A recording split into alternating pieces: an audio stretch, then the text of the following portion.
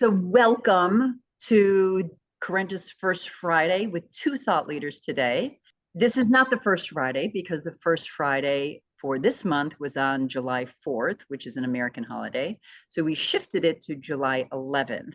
So thank you for coming. And we have a great thought leader and a new Corentus partner. So we're very happy to bring this to you today. My name is Janice Caillet. I'm the president. These are our partners who have been part of our community for years. I'm excited to bring LandIt into this group.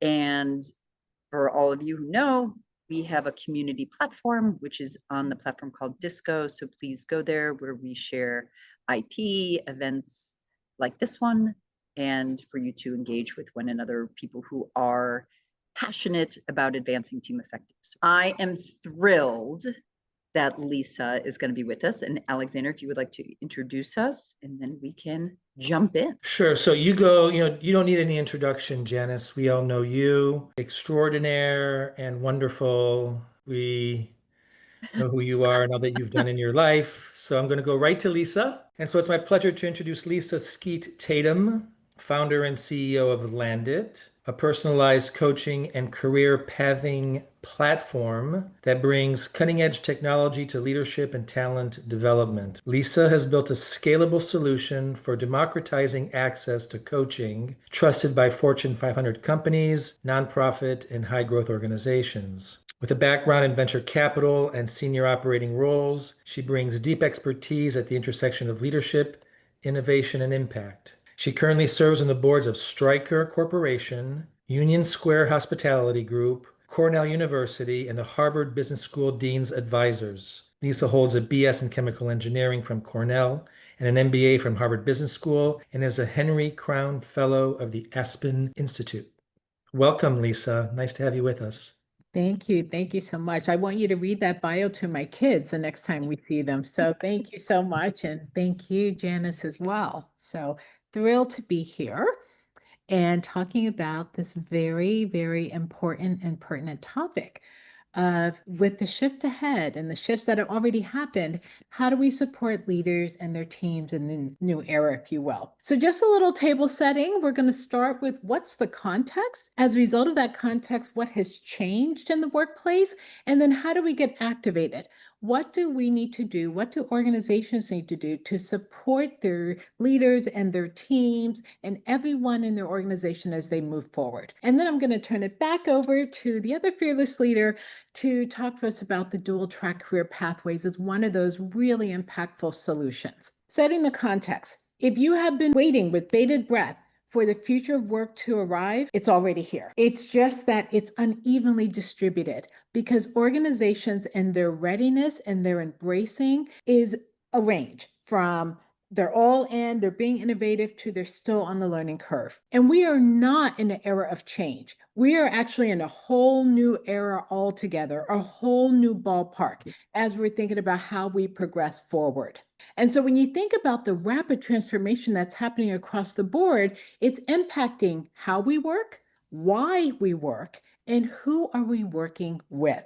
So what is driving us? What's the convergence of the three forces that are changing the landscape and have changed the landscape going forward? So the first is organizational transformation and redesign. I don't know one organization out there that has not had either one major shift or multiple more likely. The second is the change in employee expectations. They want alignment between their values and the organization. They want to have meaning in what they do and believe in the mission of the organization. But they also want a little bit of flexibility and belonging in the greatest, most inclusive state, if you will, because everyone wants to feel as if they can bring the full measure of themselves to the workplace. And then, of course, there's AI, which is not only driving the redefinition of our positions, but also the re-engineering, which is actually the great leveler, if you will, in terms of enabling us to do higher order work and focus. So if you take the transformations, if you take new organizations in terms of how do you progress, career opportunities, work-life pressures don't stop. Certainly the evolving work dynamics that are created, and then just overall uncertainty about the future challenges and stresses are real. So the very technical professional term is, whew, there's a lot going on here. And so as a result, what has changed in the workplace? And I would say throughout all of this transformation, there is a heavy amount of fatigue because there's constant reorg and strategies and shifting roles, and it's leading to and creating ambiguity and stress. And when everything is changing, which is happening for everyone, clarity is the most important, valuable currency. And the manager squeeze that's happening, it's real because middle managers are carrying the burden. They have to take the new strategy and they have to translate that for their team and their organization. They need to support their teams. And oh, by the way, they still need to deliver results. While many times they feel the least supported. If you think about in some ways the barbell of investment, many times it's that forgotten middle that is not getting the tools and the support and the knowledge they need in order to drive the change that is expected. And so we're asking leaders to lead without having all the answers, to regain and focus and support their teams that are often overwhelmed because we're all doing more with less, which is leading in some cases to burnout and well-being. And just because we have new ways of working, new modes, it doesn't equate to better balance. And we know that resilience is a crucial and critical skill because colleagues who are resilient model that behavior for others. And those that are more resilient are 4x less likely to burn out, which we're seeing happening at all levels throughout the organization. And then, of course, there's the emergence of AI tools. It's not just automating, but it's actually augmenting. And so now people need to be fluent, and managers and leaders need to be fluent on how to guide, how to manage change, and the whole redefinition and reimagination of what value creation looks like in this new environment. And we know that AI will not always replace, but those who use AI will replace those who don't, because it really is a leveler, if you will. Everyone will have that companion as they go forward in their roles. And we know that 40 to 60% of most of the things that have been done can be and should be automated, freeing us up for more innovation. And so as we think about development, as we think about coaching, it has to include the upskilling of critical thinking, of prompt engineering, kind of garbage in, garbage out. So how do you smartly leverage that? And then, of course, the overlay of ethical decision making. Everyone is seeking guidance on how do you stay relevant or build confidence, even if it feels uncomfortable, or how do you lead through this particular, I guess, here to stay when you think about AI integrated teams. So it's really a mind shift. Change is opportunity versus a lot of what we're seeing is it's being used as a threat, or people are feeling unnerved or not on solid ground, when it really is an opportunity for change and for how do you get to redefine and be a part of creating the future going forward.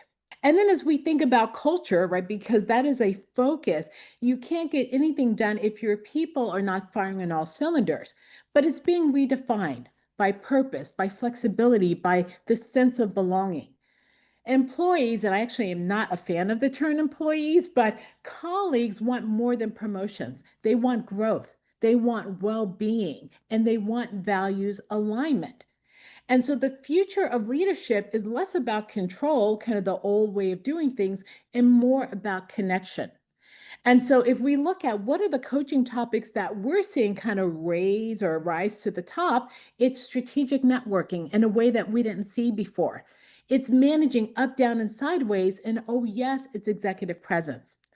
And one thing that we're seeing on the LandIt platform is this extraordinary use of what we call, how do you build your personal board of advisors? How are you crafting the ecosystem around you is part of your success equation. And so teams are navigating new identities. We have one partner where many folks in this particular group are really, really long tenured. And now with the way that things are changing and the expectations that they're going to get cross-pollination, how they define success and how they identified with that success has now changed. And so you have new power dynamics, you have shifting expectations around feedback, inclusion, and recognition. And we know that high-performing teams have a culture of feedback, but there's this consistent disconnect. 62% of leaders say, I am great at giving feedback.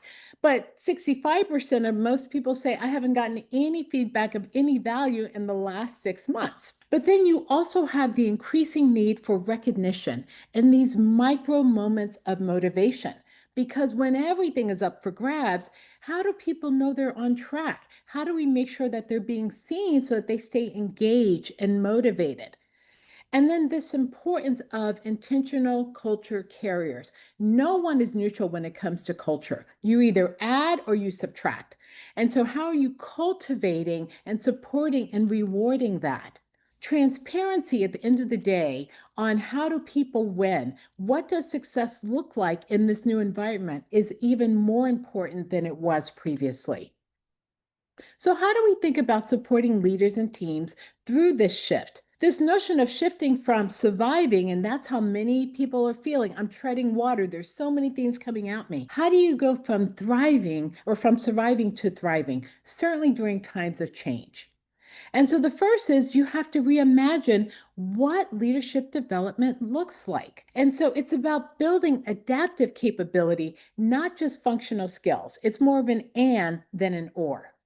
It's a mind shift. So going from just being an expert, which of course we need, but how do you have that learning mindset? From being directive to coaching. But if you haven't experienced coaching, if you haven't seen it modeled, how do you then become an enabler? And then from manager to a multiplier, right? We've moved from hire to grow to hire people who give leverage and who drive the business forward. And so you have to prioritize things like resilience, influence, particularly when you don't have direct authority, and strategic clarity. People have to know what the true north is so they know how to align their actions. So it's moving from jobs to capability, which means, as we have seen, things are being redesigned around strengths and the evolving needs of the business. People lead the way they have been led, and no one has been led through the change and the shift that we are seeing. And then, of course, there's cross-functional and intergenerational collaboration. I was sharing with Janice the other day how many of our partners are talking about, well, just the communication between the different generations has all changed. So how are we enabling those groups to come together and be incredibly effective? And the shift from career growth, which by nature was hierarchical, thinking about ladders, to this notion of career development, which is skill-based driven and really has the potential for a higher order of transformation. Because I actually think we have to think about changing our relationship to risk. Because when you're operating in an environment, well, it's not the way you have known. We know that during times of change, that's when you have outsized opportunity. And so you either take the risk or you lose during times of change. The second is you got to support the middle manager because they are the multiplier, which means you have to equip them with the tools they need to have the change communication, to do that translation, if you will, to be empathetic as people are trying to find their way, but also the pressures of the business. But also energy management. I can't tell you the number of people who say, you know what, I'm overwhelmed and I'm stuck, or I am frozen, or I don't have the ability to move the way that I need to. So they're managing their own energy and engagement as well as those of their team.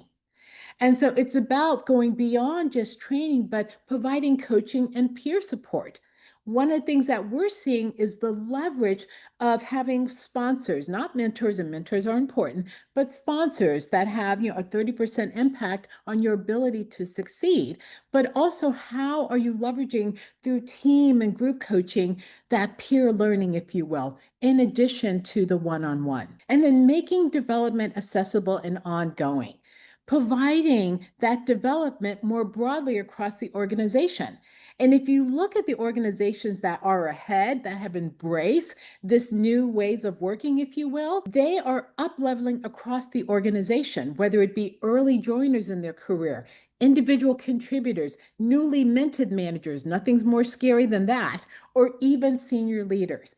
Whether it is a balance of individual, cohort, team, or group, Cheesecake Factory menu, for those of you who know that restaurant, is really needed, if you will, as you think about how do you dial in, how do you make careers and development personal, because they are. And so integrating that coaching mindset into the flow of work, because people are navigating the unknown. And then how do you leverage technology wisely, where you're blending different tools? For instance, we have many different tools on our platform with AI and all of the good that it brings with the humans. You can't get rid of the humans.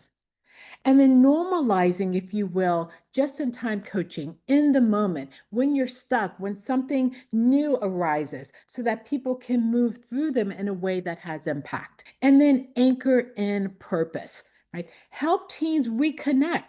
I can't tell you, we work with the number of times we work with organizations where their mission is very clear, but the top coaching topic is finding my purpose, because it's not clear where people fit in this new normal. So helping them reconnect with the purpose during these times and making it safe for them to question, to learn, and to lead differently, as we think about we're all working in a global ecosystem, if you will. Even if you think about thriving, you have to have grit, right? You have to have resilience to not only bounce back, but bounce forward, but you have to anchor in what matters.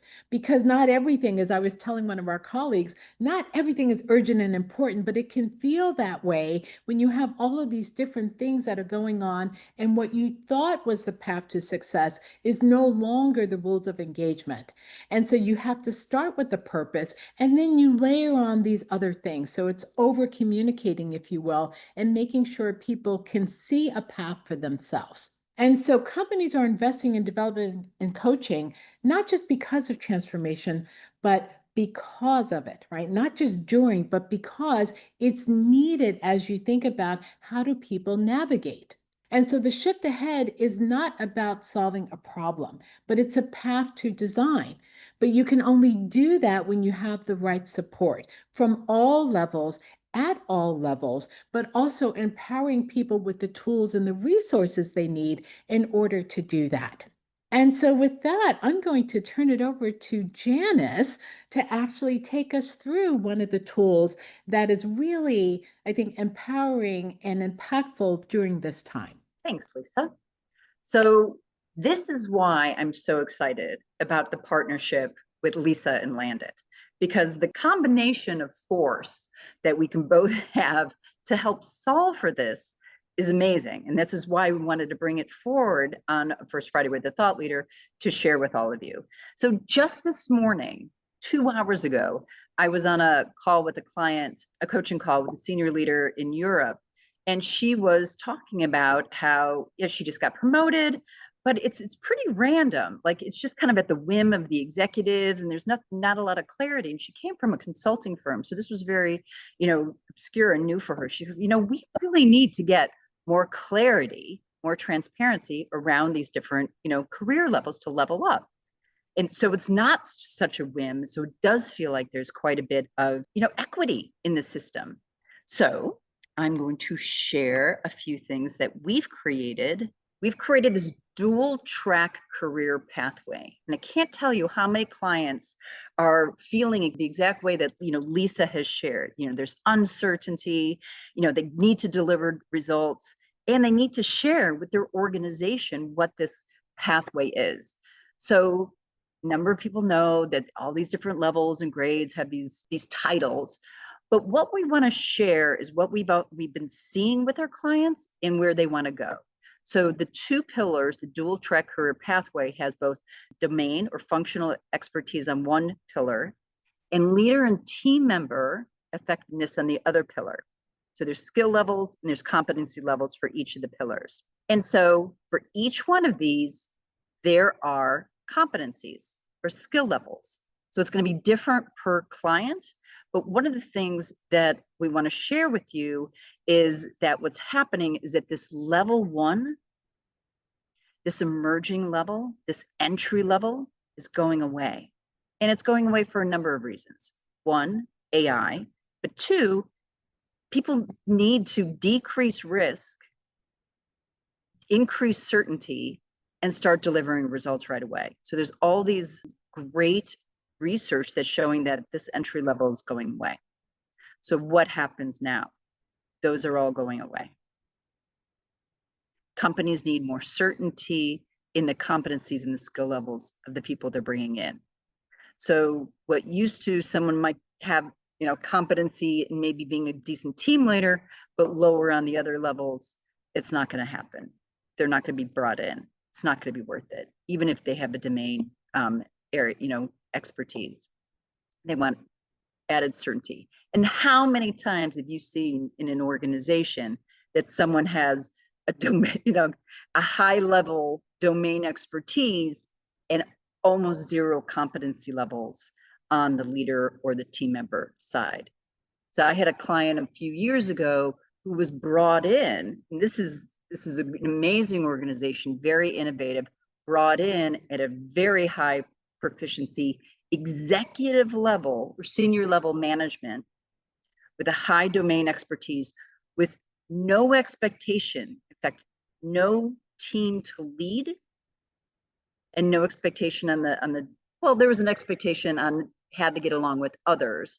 However, this was the first time this very large organization brought someone in at that level without having to manage a team. And everyone was kind of freaked out about it, but this is, they needed the domain expertise and they created the role for that person. So there's a lot of changing and shifting going on. And they knew over time that they wanted to increase those developmental levels so that person could, if they had the competency to do so, lead a team or be a more effective team member. So here's what we're seeing. We're seeing people brought in an entry level with a, say, level 3 skill domain expertise, needing functional expertise as well, which is actually interesting. So domain expertise is the expertise of whatever the core function of your organization is, and functional. So say it's a pharmaceutical organization. So you need to have, domain expertise on the pharmaceutical side, but man, if you could also bring operational excellence or some sort of understanding of the economics and or the finance side of the organization, and now you're starting to add these things to increase your up-leveling of the value you bring to the organization. And if you have great team member experience, you're a great team player, but need some leadership development, they're willing to then develop you. They're willing then to invest in you, as opposed to the risk of starting at just the emerging level. Organizations don't have that luxury anymore. So this might be a lot, but I'm going to share this in the PDF with the community. So I took all of what Lisa has shared with you and I put it into competencies on different levels. So there's no need to write all this down. This is going to be in the community as a PDF. And this is just an example of competency levels that can be articulated and clear for an organization on the core expertise or domain expertise and on the functional expertise that the organization is actually pretty decent about and has been over the years. It's the clarity of these levels have not been traditional over time. So this is part that we bring in, and with LandIt, we're bringing all of this in to meet organizations where they're at, to help them have greater transparency, greater clarity, decrease risk, and let their people know the development path that's expected so they can get promoted and get increased levels of compensation for the value that they're bringing to the organization. And with that, I'm going to stop sharing and open it up for Q&A. Thoughts, my friends? You are all in this world. This is fascinating. As I listened to the presentation, both from Lisa and from you, Jan, and thank you, Lisa. Thank you for bringing this to us. Thank you so very much. I couldn't help but think emotional intelligence, EQ, and yet what you're presenting is more than EQ. What's the more? I think the more, Mike, is the balance across the two pillars, right? You need EQ both on the leader development side and on the team member side. So how many leaders do we know that aren't very good at being a team member? They've had all this leadership development. You're the leader, you're the leader, you're the leader. But everybody in the executive team, even the CEO, needs to be a team member from time to time, right?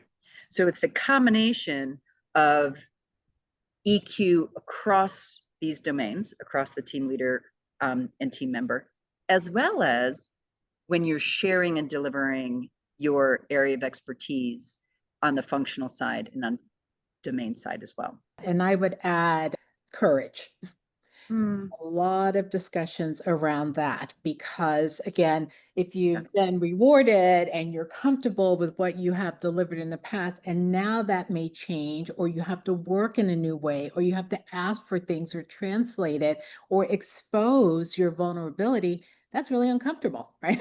And so many times it's when you're in these positions, how are you showing up with courage in a way that doesn't kind of reduce you to a pile? So 100% you need to have what you, Mike, mentioned, what you mentioned, Janice, and maybe it's a trifecta of adding in the courage component as well. And then the fourth thing I would say, normally I'm from P&G, you only do 3, but 4 would be you need support. Because this notion of you're not going to be able to navigate solo, right? And those who don't get really great at forming those linkages are going to have a really hard way to go. Really, really hard way to go. So those are. I really appreciate the courage piece. I'm finding that coming up as an area of exploration with increasing frequency in my coaching engagements. I really am. Thank you.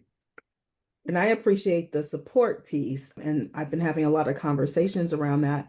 And the demographic that we're thinking about, I can imagine their relationship to the word support could also be a barrier until, of course, you come in. But yeah. Yeah, it's EQ plus, plus, plus, plus, plus, plus, plus. Plus, plus, plus. Yeah. Yep, that's Exactly. the more. That's the more. Yeah, and I think the people thinking they can come into an organization as an individual contributor, that's an impossibility that never existed, and it will never exist. You always have to interact with somebody in the organization. And so even if you have a high level domain expertise, the expert syndrome, you still need to work with somebody. And so I would say that there is a new imperative for our higher ed friends to be able to have their students apply more and not just concentrate on higher levels of domain expertise or functional expertise, and to have them work more in teams and have leadership development within the university setting, because these entry-level jobs are going away. I was thinking about that. The other thing that's striking me as I'm looking at this, and it ties in, I think, with what you just said, Janice, is I was recognizing, it may just be because of the way that it's laid out, but also some of the descriptions that were in it reminds me a lot of like vertical development, action logic, spiral dynamics, right? That whole adult development idea of like, how do we start integrating greater complexity and ambiguity and all the rest of it, our awareness of power structure, all the things. So as I was looking at that and listening to this just now, it's also striking me that I love that concept that you have to have heat experiences, colliding perspectives, and then that reflective, the support, right, of the reflective spaces to make sense of it all. And it was striking me as we disappear that level 1, where does that heat experience and the learning and growth that goes along with it? Yeah, I mean, I think, what I've been reading recently is, in the absence of those entry-level roles, individuals coming into organizations need really fast-paced training and development to be able to matriculate upwards to higher roles. And so you need this investment. And then you also need to request that the individuals who are above those roles actually play AI management roles or overseeing roles, because AI just doesn't happen alone. So there's a bit of a coming down, if you will, of a management coming down role. There's a moving up role. And that's just a lot of new ways of thinking and operating. That's what I've been reading. I don't have any direct experience with it, but it makes sense to me. It makes sense, and that's exactly what we're seeing as well. Oh, okay. Here are people coming in, but the expectation and how they choose who gets to come in is they're looking at potential further down than they ever had, because it's how quickly can we get that person from this level to that level? What do they need? Investing early and often, because the pool is smaller. And Right. so exactly what you laid out, that's why if you look at kind of where we play, it's across the continuum, and we're seeing that increasing function on how quickly can you up level and expose and give the support in order for someone to be able to have longevity and to be able to thrive. So absolutely, we're seeing that. And I have a question for you, Lisa, which has to do with mental health. So in your work with the coaches you work with, your organization, as you interact with so many executives, one of the things that I'm sensing, we used to talk about anxiety or concern or worry. I think these days we're talking about downright fear. This is going so fast, it's beyond all of our reaches. Is changing. I read an article this morning, interestingly, called The 7-Year Century, which is a fantastic little article, which just says, that it took so many years for the internet to grab hold. It took so many years for Google search to grab hold. AI is grabbing hold within a couple of years, and it's going to go faster, and it's going to double every 6. And so, what are you finding in terms of working mental health issues in the work that you're doing and your coaches are doing? What are you seeing? Fear, absolutely. We're seeing the largest turnover, if you will, at the manager leader level. Everyone likes to say it's the more junior level, but that's actually not what we're seeing. Oh, And as it is, okay, so I have to manage all these business changes, and now I have increasing expectation of the people that I may be managing or leading, and then I have to figure out how to I'm done. It's changing to I can't do it. And you think about, as you said, there are other things that people are managing. If you go back to kind of the slide I had on the stressors. yes. So fear, the level of demotivation. We've seen high performers actually then, because of everything they're trying to manage without the support, be shifted to a different trajectory or just frozen. And how do I move forward and what do I do? And so a lot of the conversations we have with our coaches is it's not, okay, it's just coaching, right? It's just career coaching. It is the 360 of how people are managing and navigating. And a lot of it is around, I don't like the term soft skills, but it's not the, I need to know how to do X, Y, and Z. It is, I'm trying to figure out how am I putting my own oxygen mask on first, and how am I managing the business with my own survival and thriving and those of my people. And if you are an individual contributor, sometimes it's just like, it's like you don't know what to do or how to do it. Or even I see with a lot of companies that have a lot of turnover, the people who were their advocates are no longer enrolled. And now it's like, oh no, now I have to go and I have to educate while I'm learning. I mean, it's just the anxiety that you mentioned is Yeah. real and intense and alive. You all just described one of my clients, and they are in trouble for the very reasons that we're talking about right now. And their senior middle level managers, from what I see, are struggling the most for what you just said. Yeah. Yeah. It's Yeah. real. It's real. Yeah. Real deal. It's real. It's happening differently to different groups of people. One of the couple months ago, I went into a company in New Hampshire, a technology company, and I brought forward a very old concept called the innovation adoption curve. So for you, sure, you know, you get innovators, you got early adopters, you got early majority, you got late majority, you got laggards. I changed the name laggard because I never liked it for the client. So what innovators tend to do is they tend to make the late majority and laggards wrong and bad. And everyone has value. So what the laggards have, which is so great, is stability. They have they hold on to cultural norms that are really important. You know, one of the things that I shared is, you know, it seems like so much is changing all the time, but they focus, and having them focus on what's staying the same is absolutely crucial as well. If we went to rent a car in most places around the world, we can do so, because the way in which the rules of the road, traffic lights and things are consistent over a long period of time, super helpful for safety, right? There are things that are staying the same within organizations. There's a lot that are changing, and there's still quite a bit that's staying the same. So if throughout this process, people have a greater self-awareness of where they are on the adoption curve, and awareness of where others are on the adoption curve without making anyone wrong or judging them, then you could all move forward together in a more balanced way. So people can be seen, and there's language that's attached. I could put that in the in our community as well. And Alexander, I'll put that our article that you mentioned about, I think it's about 7 dog years. Like I read that this morning. We're moving forward in dog years.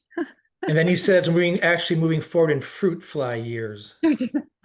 So I want to check in. My brain made a connection earlier, and I just want to check in to see if it was an accurate connection. When you were just saying that it's these senior and upper middle management layers that are really feeling the squeeze on this, you had said earlier that organizations are also now reaching further down than they ever have and really needing to accelerate. Are those two things connected potentially? Okay.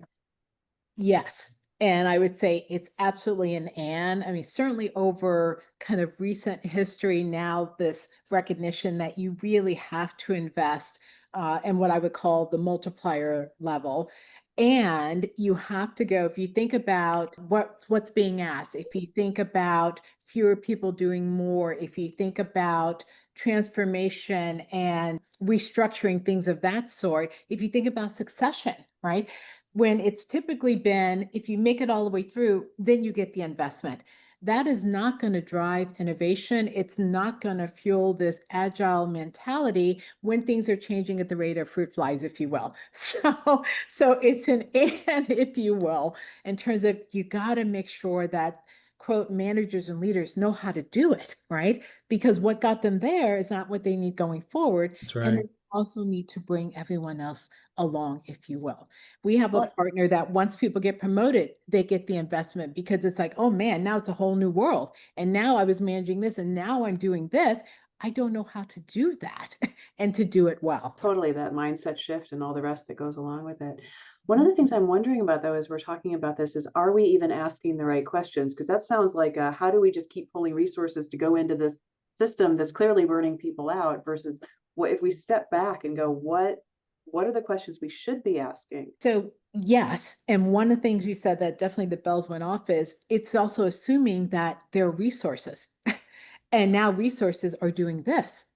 And so the intentionality behind that investment and making sure you're asking the right questions. And for, I'd say, the first time, we see partners really focused on, what are we measuring? What does success look like? You know, not everything that gets measured matters. Everything that matters is getting measured, right? So then how are they really defining that rubric and asking appropriate questions when they themselves may not even know what they don't know?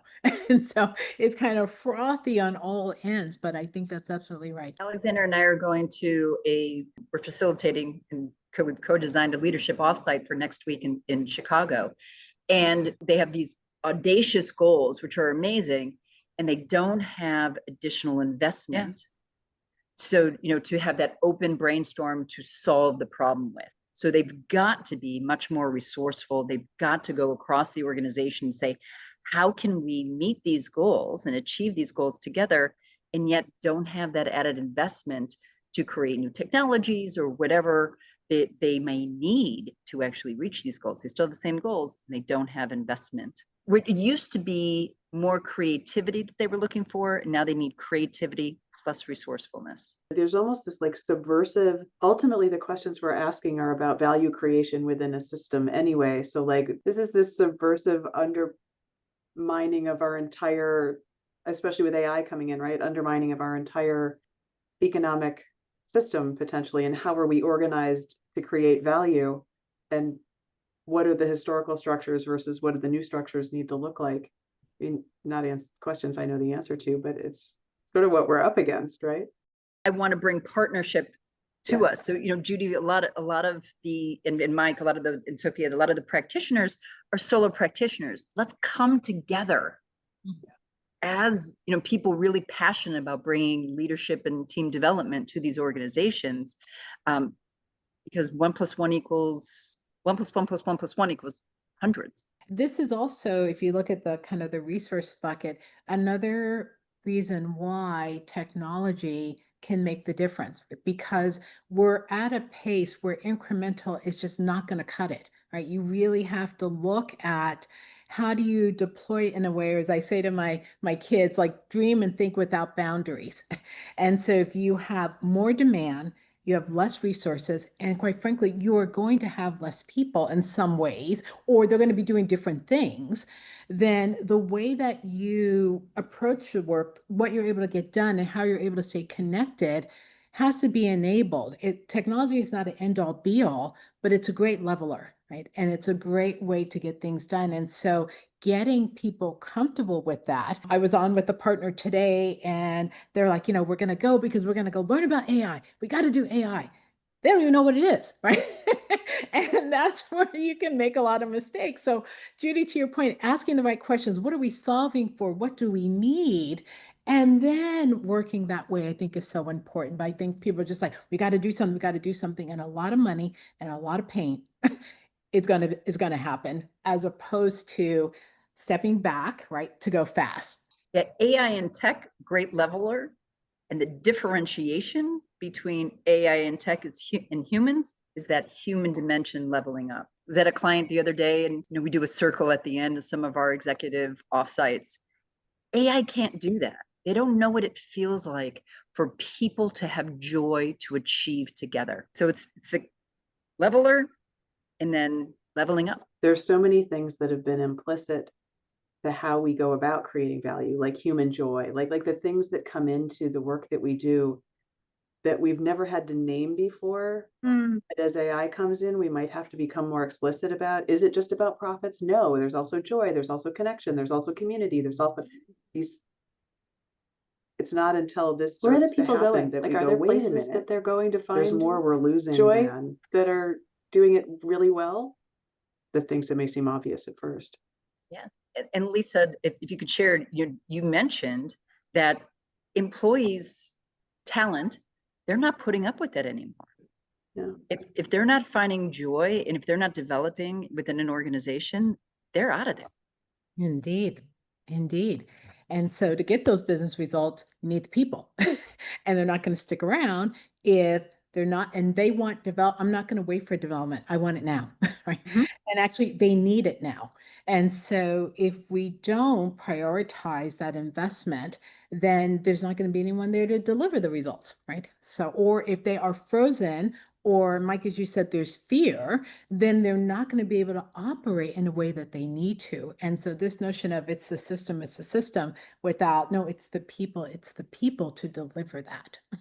Without naming any names, what I would say is there are companies that are investing and rewarding those that deliver in a way that's holistic.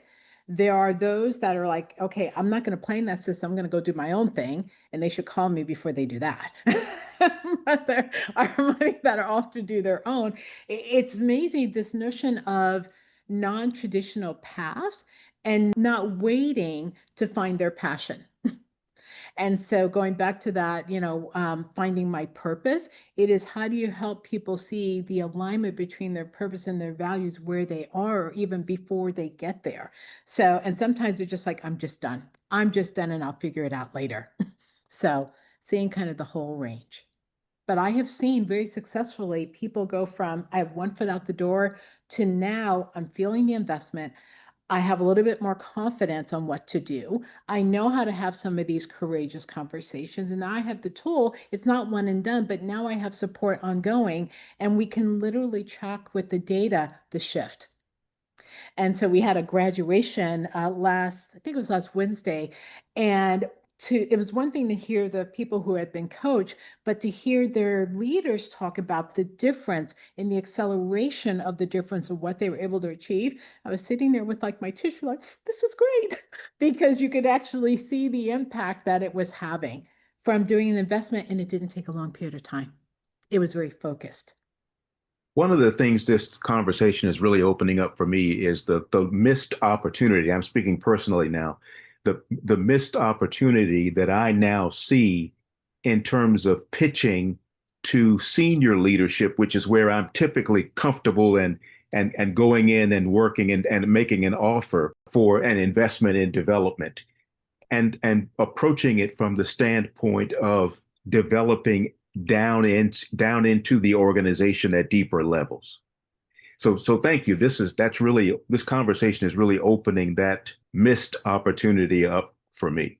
We call it cascading across the organization. It feels really rewarding to work as Cambria, one of my other organizations that I have an affiliation with, refer to it as top of the house, top of house. It feels really great to work top of house. It's rewarding. But it doesn't necessarily cascade. Right. You need that intention and that investment in the organization, because how much better would it be for the executive team to have an entire organization with EQ plus plus plus? Then they can move the whole thing forward. If we just get them to a higher level of development, okay, the organization as a whole, now you can make some really cool stuff happen. This is great. Thank with you. me in Thank New you, York City, Lisa. It has and been he's such been, a joy to into work with AI you for now over the 3-4 years as weeks, an and I look evangelist. forward to And so much more of the partnering conversation going about forward. You have who a we great are as organization. humans, what you've created is amazing. And it is so needed, as Mike said, like to go across that organization. One of the things I'm hearing as a thread is the humanity. And you said soft skills earlier. I'm like, as a former L&D director, I am so happy that our earth has come back to not just talking about it, but actually needing it. Yeah. Needing it to actually thrive. That's a big shift. And look what brought it in, or part of the catalyst, AI. Like, who would have thought? Well, interesting. I'm really good friends with one of the sort of leading spokespeople and evangelists for AI, because he started a company in the 90s in internet, is because of AI. What is the differentiator between us and it, so to speak? And it's huge. It's great to have that conversation. I love it. Isn't it great to have those conversations? Yeah, it's not a given. It's not a given. Let's articulate it. Let's be human. Yes. Embrace one another. Not soft skills, human skills.